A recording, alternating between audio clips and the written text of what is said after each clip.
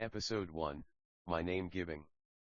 During the time when he walked on this earth, my grandfather, that is to say my father's father Mohammad Alahuddin, bless his soul, not only took it as a duty upon himself but was also honored to perform the name-giving ceremony of all his grandchildren, male and female, springing from his sons as well as his daughters.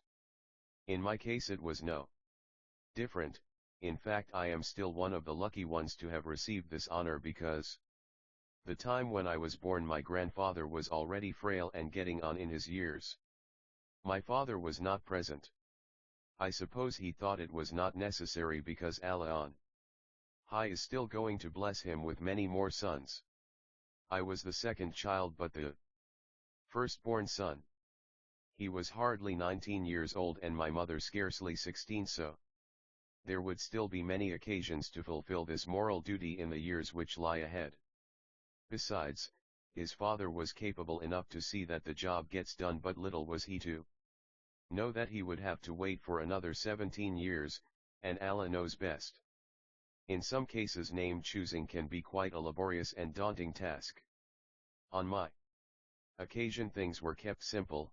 My grandfather gave my mother only 2 names to choose from, Shukri or Rushdin. Obviously my mother chose Shukri. Then he said, "There are 2 Shukris, Mohammad Shukri or Ahmad Shukri." My mother chose Mohammad Shukri. Strange. Although he had given her the names to choose, my grandfather was not happy with my mother's choice. He told her Mohammad is not an ordinary name, it is the name of the Holy Prophet, peace be upon him. It is a name that must not just be given to anybody, because the person must be worthy of the name. He advised her to pick the name Ahmad instead, saying that it is also a great name, and one of the names of the Holy Prophet. My mother insisted on her choice, but I would like to put it down in her own words as she had related it to me. She said, "But, father, I like the name Mohammad. Mar. Baya, Ek ho van dynam Mohammad." My grandfather answered back and said, "Seeing that it is your wish, I will give the child's name Mohammad Shukri. Allah willing, he will become a good reciter of the Holy Quran. Seen dat dit ju wens is Gan ek di kind se nam ji Mohammad Shukri, inshallah, hi gana go I baja." Man word. This all came to my mind while I was pacing in the room.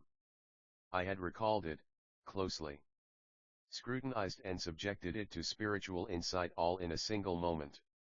The observations I had made were: 1. I am not the only Mohammad of my grandfather's grandchildren. There are many before and after me, yet he chose to make an issue of it in my case. 2. My mother, normally a soft-natured and compliant person, stood on her rights and went against the wishes of my grandfather, for whom she had the greatest respect and highest regard. 3. Allah Almighty had answered the prayer of my grandfather.